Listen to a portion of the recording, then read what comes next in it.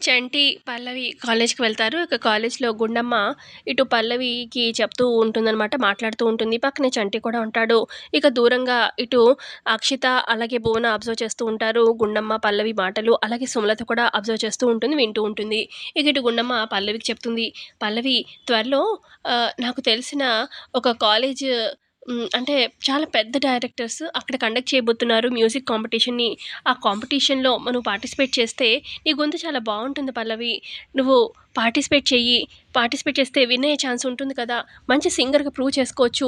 చాలా పెద్ద పెద్ద డైరెక్టర్స్ అక్కడికి వస్తారు" అని చెప్పి చెప్తూ ఉంటుంది పల్లవికి. "అవునా? అవునా మేడం" అని చెప్పి అంటూ ఉంటుంది పల్లవి. ఇటు గుండమ్మ అంటుంది, నా సొంత కన్న కూతురే ఉండుంటే నా కూతుర్ని నేను పెద్ద సింగర్‌ని నాలాగా సింగర్‌ని చేయాలనుకున్నాను" అని చెప్పి గుండమ్మ చెప్పడంతోని అప్పుడు పల్లవి, "అవునా అమ్మా! మీ కూతుర్ని మీరు సింగర్‌గా చూడాలనుకున్నారా? మీ అంత సింగర్‌ని? అయితే ఈ కూతురు మీ కోరిక తీరుస్తుంది. మీలాగే సింగర్‌నవుతానమ్మా నేను" అని పల్లవి చెప్తూ ఉంటే, "అవునా పల్లవి! నువ్వు నా కోరిక తీరుస్తావా?" అని చెప్పి గుండమ్మ అడుగుతూ ఉంటే, "నిజంగా నాకు మాటివ్వు. నువ్వే విన్ అవుతానని నా దగ్గర నేర్చుకొని నువ్వు ఖచ్చితంగా షోలో గెలుస్తానని మాటివ్వు పల్లవి" అని చెప్పి అడుగుతూ ఉంటుంది గుండమ్మ. ఇక చెయ్యి చూపించి ప్రామిస్ చెయ్యి అన్నట్టుగా గుండమ్మ చెప్తూ ఉంటే, "నీకు మాటిస్తున్నానమ్మా. నీ దగ్గర మెళకువలు నేర్చుకొని ఖచ్చితంగా ఆ పోటీలో నేను సింగర్‌నవుతాను. నీ అంత సింగర్‌నవుతానమ్మా. నీ కోరిక నెరవేరుస్తాను" అని పల్లవి చెప్తూ ఉంటుంది.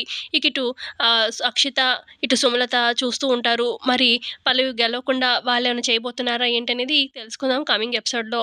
సో, ఇంతే అండి ప్రోమోలో చూపించింది. నచ్చితే లైక్ చేయండి. Thanks for watching.